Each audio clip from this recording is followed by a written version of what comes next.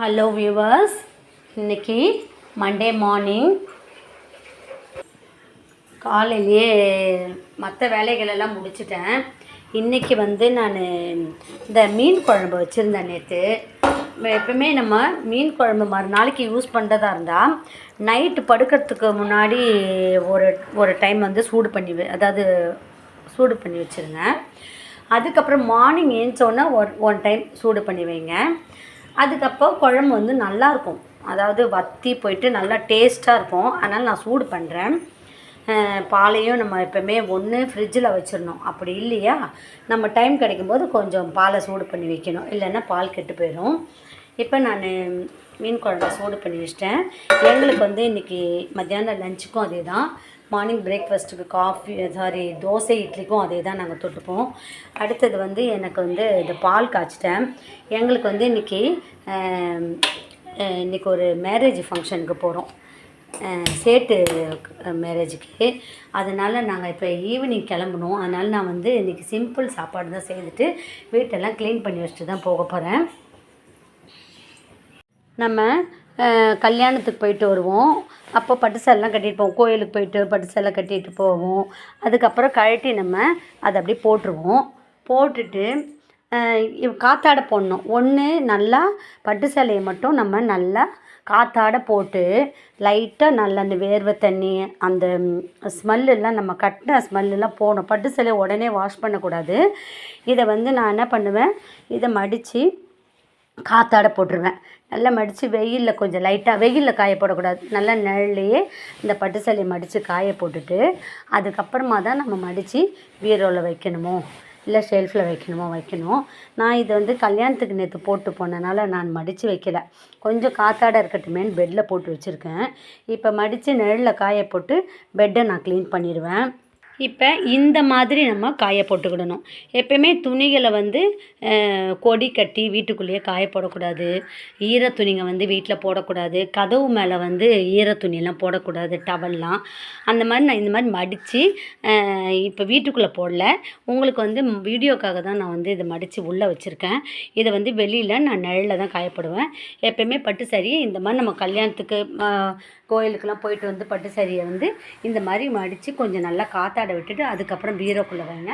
அப்போ பட்டு சாரி கொஞ்சம் நல்லா வெளுக்காமல், இல்லைன்னா ஒரு மாதிரி கலர்லாம் இந்த ஜரிகெல்லாம் கருத்து போன மாதிரி ஆகிடும். அதனால் நம்ம இந்த மாதிரி பராமரிக்கும்போது பட்டு சாரி ரொம்ப நாள் நல்லாயிருக்கும். இந்த பட்டு சாரிலாம் எடுத்து 15 வருஷம் ஆகுது, 14 வருஷம் ஆகுது.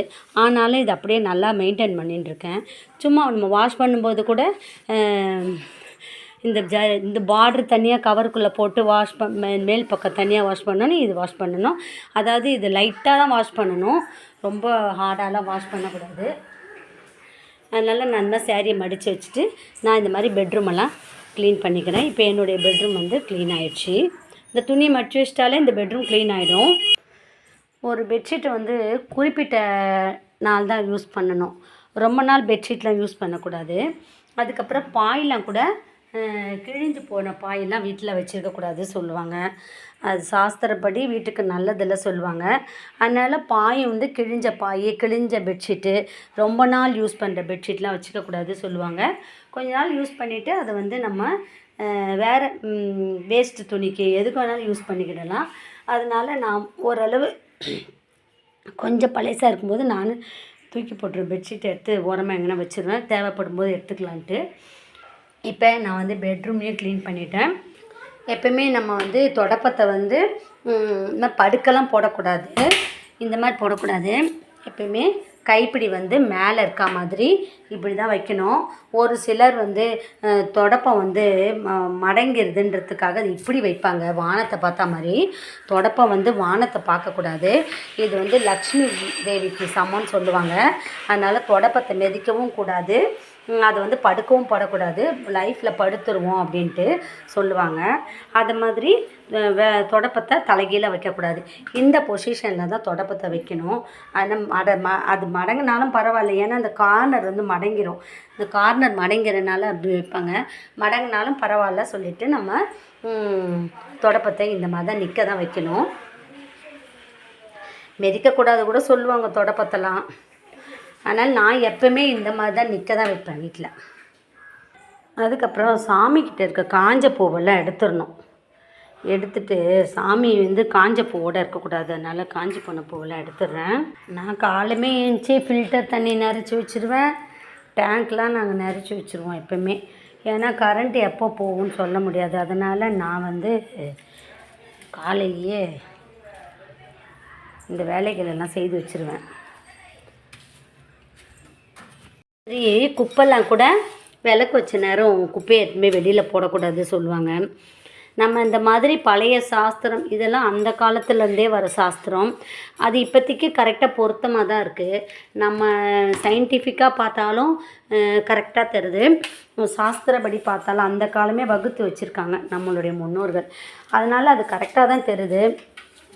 எதுவுமே இந்த சாஸ்திரம் தானே, அதெல்லாம் ஒன்றும் இல்லைன்னு நினைக்கிறவங்க கூட சயின்டிஃபிக்காக பாருங்கள், அது ரொம்ப கரெக்டாக தான் இருக்கும்.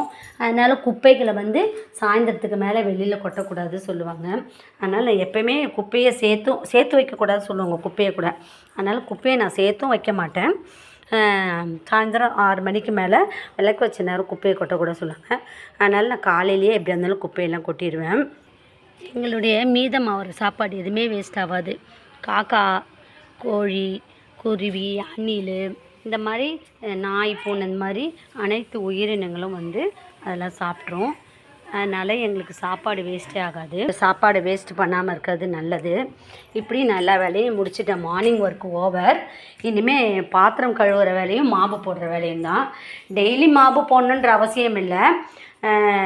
இருந்தாலும் மாவு டெய்லி போடும்போது வீடு க்ளீனாக இருக்கும். அதுக்காக மாவு போடுறது.